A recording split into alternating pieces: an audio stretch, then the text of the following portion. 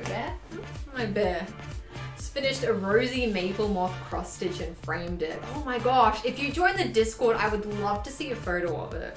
Love to see a picture of that. I know a lot of cross stitch designers on Etsy that do moths and stuff like that, and I always find that stuff so fucking gorgeous. Amazing. And they never fucking do. I know, right? I know. They never fit in the frames properly. It's such bullshit. It is such bullshit. All right, so what I have deduced is that you overlock the two pockets together. Yes. You overlock the two pockets together. I don't know whether it would be easier to show it this way or the other way. Like whether you overlock them like now or later, it will be easier. Technically it would be easier to overlock it now, technically. I don't think it matters though. I don't think it matters.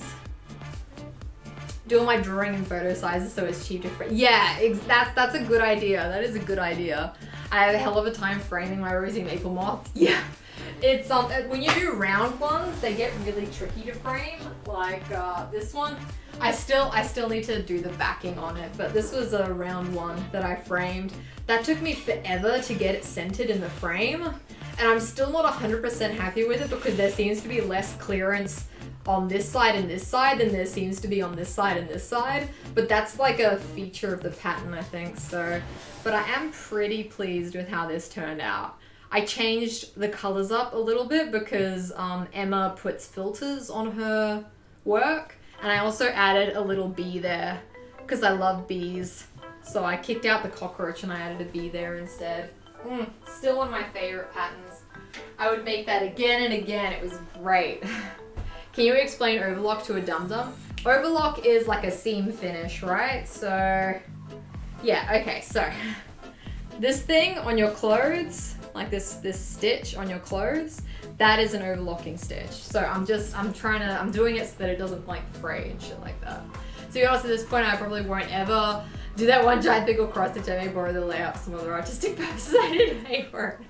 Fair, very fair. Thanks, Jess, thank you. Planning on framing most of mine in hoops, bought cute matching fabric to the backing. I really like those hoops. Those hoops are kind of like they're rubber, so they stretch a little bit and they look a little bit fancier than just the plain bamboo hoops. I have seen wrapped bamboo hoops, which are pretty cool though. Which are pretty freaking cool. Okay, alright, okay, so my plan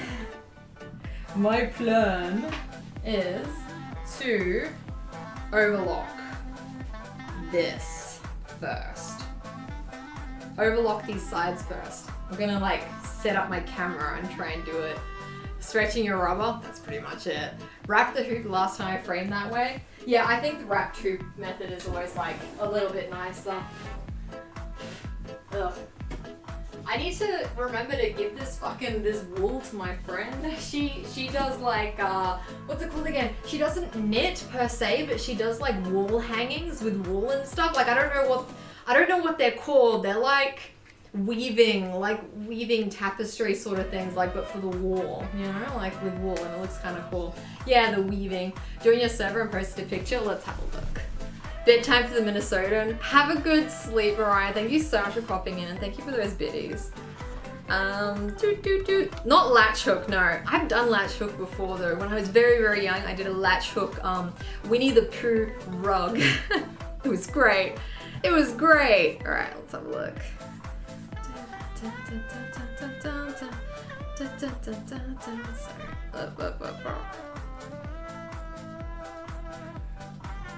Oh, that's so cute. That is so lovely.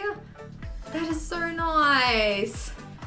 That moth is like really, really fucking familiar. I have a friend who made a dress inspired by that kind of moth, I'm actually pretty sure. I feel like I want to see it now. Charity. She had like a dress inspired by this moth. Absolutely amazing. I don't know if I'm allowed to show her.